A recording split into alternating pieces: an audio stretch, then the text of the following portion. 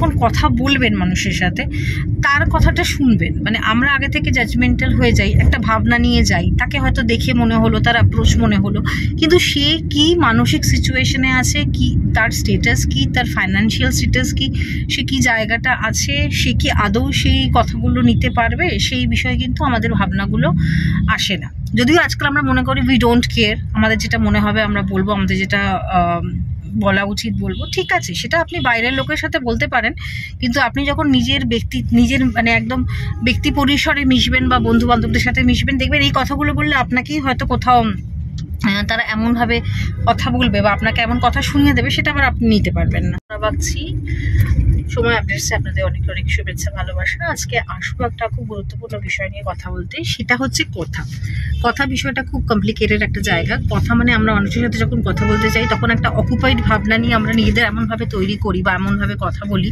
সেক্ষেত্রে সেই ব্যক্তির সিচুয়েশনটা আমরা কখনোই বুঝতে পারি না। আর একটা কথা সবসময় যেটা মানে আমরা ভুলে যাই, বারবার করে এটা আমরা আলোচনা করলেও ভুলে যাই যে উই অল আর ইন্ডিভিজুয়াল। তো আমাদের ইন্ডিভিজুয়ালিটিটা একটা অন্যরকম।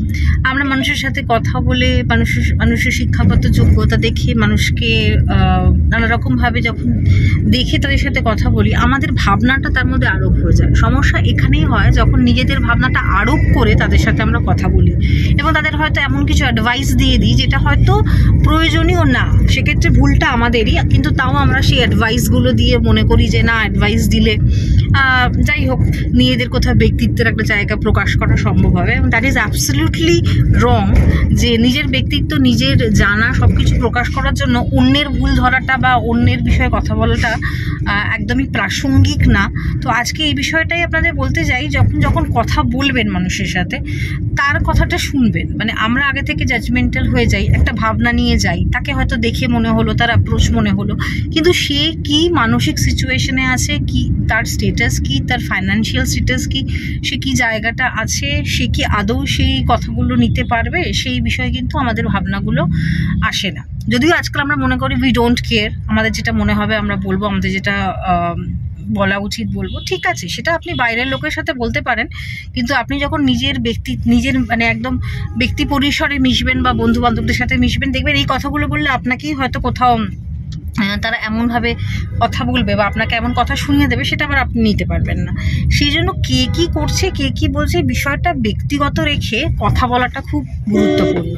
মানে আমি তাকে আরোপ করতে গেলাম, এটা করে দেখা যেতে পারে, এটা হলে এটা হয়। ধরুন আমি একটা ছোটো উদাহরণ দিচ্ছি, কারোর যদি ঈশ্বর ভক্তি থাকে এবং সেটাতে সে শান্তি পাচ্ছে, তো সেটা ঠিক আছে, সেটাতে তো অন্য কাউকে বিরক্ত করছে না, এমন তো নয় যে অন্যের শান্তি ভঙ্গ করে সে ঈশ্বরের প্রতি নিবেদিত। তো সেই এই যে ছোট্ট উদাহরণ, তখন তাকে একটা সাধজ্ঞান আপনি দিতে শুরু করলেন, হতে পারে তার মানসিক এমন সিচুয়েশন, সেখান থেকে বেরোবার জন্য বা কোপ করার জন্য সাইকোলজিক্যালি আমরা কি করি, সবসময় বলি, কাউন্সেলিংয়ের ক্ষেত্রেও আমরা বলি যে সেলফ কোপ ব্যাপারটা খুব বেশি, মানে সেলফ রিয়েলাইজেশন, সেলফ কাউন্সেলিং, সেক্ষেত্রে সেই মানুষ নানা রকম কাজ করতে পারে। সেলফ কাউন্সেলিং জন্য কেউ থেরাপি অ্যাপ্লাই করতে পারে, গান করছে, নাচ করছে, তার যেটা ইচ্ছা হচ্ছে যে সেভাবে সে নিজে ভালো থাকার চেষ্টা করতে পারে। তো সেই বিষয়গুলো তো আপনি হয়তো জানেন না, কিন্তু তার আগেই আপনি একটা এমন ভাবনা চিন্তা দিয়ে আরোপ করা কথা বলে দিলেন যেটা তার সমস্যার সৃষ্টি হলো। তাই জন্য আগে আমাদের মনে হয় নিজেদেরকে জানা উচিত, নিজেদের সাথে নিজেদের কথা বলা উচিত যে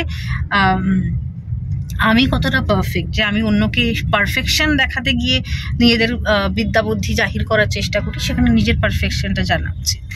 বন্ধু, এই বিষয়টা যদি ভালো লেগে থাকে অবশ্যই আপনারা লাইক, শেয়ার আর সাবস্ক্রাইব করতে ভুলবেন না। ভালো থাকবেন, সুস্থ থাকবেন, নমস্কার।